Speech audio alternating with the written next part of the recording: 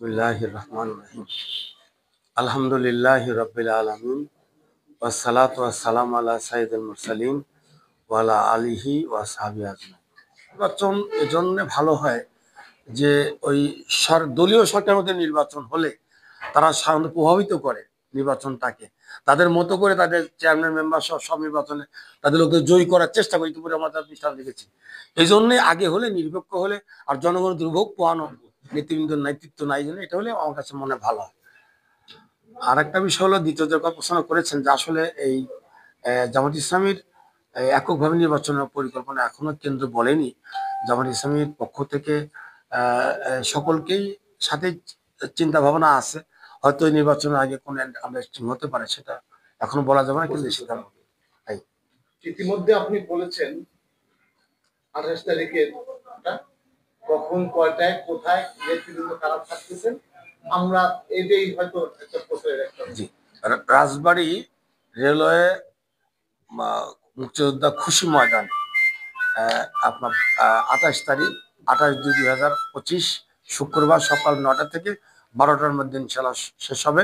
ঠিক সময় আমরা শুরু করবো এবং ঠিক সময় ইনশাল্লাহ আমরা শেষ করে দেবো। মেহমান থাকবেন আমাদের সম্মানিত সেক্রেটারি জেনারেল অধ্যাপক মিয়া গোলাম পরোয়ার, সাবেক এমপি, এবং থাকবেন সহকারী সেক্রেটারি জেনারেল, যিনি এই সম্মেলন সারা দেশেই দেশব্যাপী আমাদের কেন্দ্র সংগঠনের অংশ হিসাবে কর্মসূচি সারা দেশব্যাপী হচ্ছে কর্মী সম্মেলন।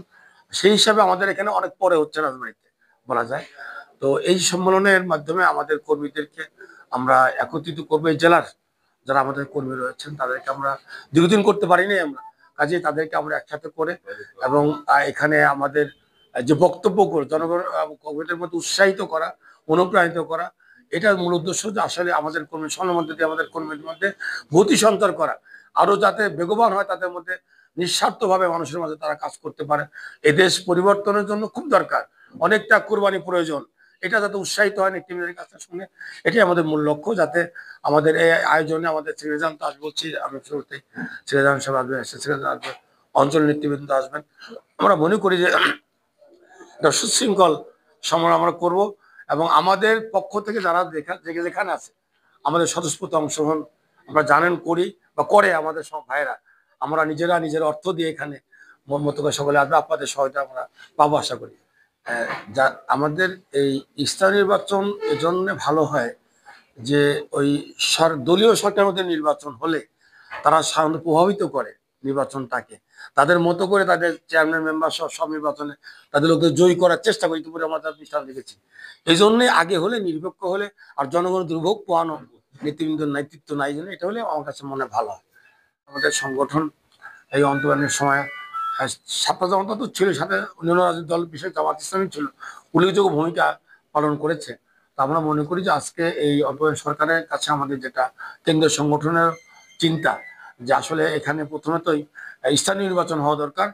স্থানীয় নির্বাচন হওয়ার এই জন্য দরকার যে জনপ্রতিনিধি আজকে নাই ক্ষমতায় মানুষের দুর্ভোগ লাঘব করার জন্য অতি সত্বর। এখন এই সরকারের অধীনে যদি নির্বাচনটা হয়, সরকার নির্বাচন হয়, তাহলে অনেক নিরপেক্ষ ভোট হবে এবং সেখানে অনেক দেখা যাবে যে অনেক যারা আসলে নিরপেক্ষ ভোটের মাধ্যমে যোগ্য ব্যক্তিরা চলে আসবে, জনগণের সুবিধা দিতে পারবে। কাজে এটা আগে হওয়া দরকার। এরপরে জাতীয় যেসব বিষয়গুলো রয়েছে, বিশেষ করে নির্বাচন কমিশন, এরপরে আমাদের এই আইন শৃঙ্খলা বাহিনীর বিভিন্ন দিক, জনপ্রশাসন থেকে শুরু করে সার্বিক একটা সংস্কার হওয়া দরকার। অর্থাৎ মানুষ যার ভোট, আমার ভোট আমি দিতে পারি, একটি মানুষ যাদেরকে পছন্দ করে জোর করে কেউ জোর করে তার ভোটটা নিয়ে দিতে না পারে। এই জন্য আমাদের সংগঠনের দাবি হলো যে জাতীয় নির্বাচনের সংস্কার করলেই ভালো হয়। আর একটা বলা হয়েছে যে আনুপাতিক হারে আসলে এই পরবর্তী পর্যায়ে নির্বাচনে ফলাফল দেওয়া উচিত, যে আগামী দিনে যে নির্বাচনগুলো হবে সেই জাতীয় সংসদে যারা ভোটের মাপকাঠিতে জাতীয় সংসদে সদস্য আমার সিলেক্ট হবে, যাতে যেমন যে যেখানেই ভোটের সংখ্যার অনুপাতে যদি সেই দলের যোগ্য লোকরা এমপি হিসেবে যেতে পারে, তাহলে সংসদ বেশি কার্যকর হবে। এজন্য আমরা দেখতে পাই যে অনেক অযোগ্য লোকও কিন্তু সংসদে দ্বারা কথা বলতে পারে না, অনেক জায়গাতে নির্বাচিত হয়েছে। এজন্য যোগ্য সৎ নেতৃত্ব প্রতিষ্ঠার জন্য এটা হওয়া দরকার। এই সাথে আমরা বলবো জামাত ইসলাম একটা আদর্শিক দল।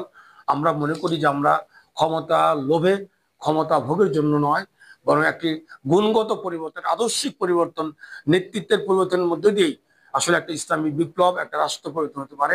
আমরা মনে করি যে আজকে যে মানে অবক্ষয় বা দুর্নীতি বা আপনার এই বিশেষ করে এই যারা আইন শৃঙ্খলা যারা ক্ষতি সাধন করে এবং যারা সন্ত্রাস করে, তাই না, এইসব থেকে মুক্তি পেতে হলে আমার কাছে মনে হয় যে আজকে যে চাঁদাবাজ দখলবাজ শুরু হয়েছে, এ থেকে মুক্তি পেতে হলে আমরা মনে করি, যারা আমরা জামাত ইসলামী মনে করে যে রাষ্ট্রের সম্পদ এবং মানুষের সম্পদ সব আমানত, এই আমানত হিসাবে দেখতে হবে। এখানে আল্লাহকে ভয় করে দেশের হিন্দু মুসলিম সবাইকে নিয়ে আমরা একটি রাষ্ট্র পরিবর্তন করতে চাই, যেখানে মানুষ একটা ইনসাফ প্রতিষ্ঠা করতে চাই।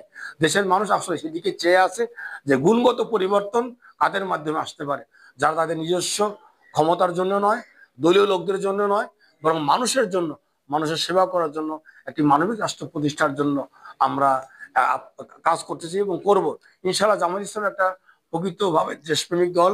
আমরা কেউই ব্যক্তিগতভাবে ব্যক্তি স্বার্থে কাজ এখানে করি না। আমরা আসলে আদর্শ রাষ্ট্র কায়েমের জন্য কাজ করছি, একটি ইনসাফপূর্ণ রাষ্ট্র কায়েমের জন্য কাজ করছি। আমরা আপনাদের সহযোগিতা চাই, আমরা আপনাদের সহজে পাচ্ছি এবং পাবো। আমরা এই আশা রেখে আপনাদের আজকে আসার জন্য অসংখ্য মোবারক জানিয়ে আমাদের